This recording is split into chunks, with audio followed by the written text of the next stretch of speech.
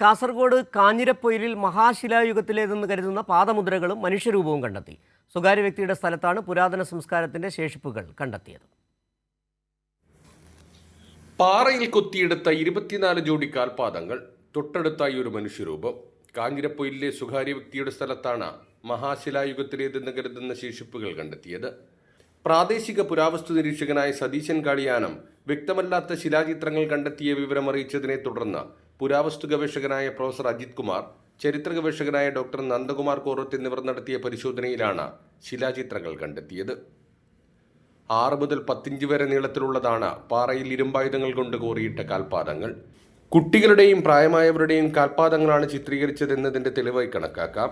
കാൽപാദങ്ങൾ അവസാനിക്കുന്ന ഭാഗത്ത് ഒരു മനുഷ്യരൂപവും കുത്തിവെച്ചിട്ടുണ്ട്. മനുഷ്യരൂപത്തിന്റെ ചുറ്റിലുമായി വൃത്താകൃതിയിലുള്ള 4 കുഴികൾ. സമാനമായ ശിലാചിത്രങ്ങൾ ഉടുപ്പി ജില്ലയിലെ അവലക്കിപ്പാറയിൽ നിന്ന് വർഷങ്ങൾക്ക് മുമ്പ് കണ്ടെത്തിയിട്ടുണ്ട്. 2000-ലധികം വർഷം പഴക്കമുള്ള ശിലാചിത്രങ്ങൾ ചരിത്രാതീതകാല സംസ്കാരത്തിന്റെ നേർക്കാഴ്ചകളാണ്. കാസർഗോഡ് ജില്ലയിലെ മടിക്കൈ പഞ്ചായത്തിലെ കാഞ്ഞിരപ്പൊയിൽ എന്ന് പറഞ്ഞ കാഞ്ഞിരപ്പൊയിൽ എന്ന് പറഞ്ഞ സ്ഥലത്ത് പാറയിൽ കാൽപാദങ്ങൾ ഒരു കുറച്ച് വ്യാപകമായിട്ടൊരു സ്ഥലത്ത് കാൽപാദങ്ങൾ കണ്ടെത്തിയിട്ടുണ്ട്. മരിച്ച ആത്മാക്കളുടെ അല്ലെങ്കിൽ എന്തെങ്കിലും ഒരു പ്രതീകമായിട്ടാണ് നമ്മൾ കാണുന്നത്.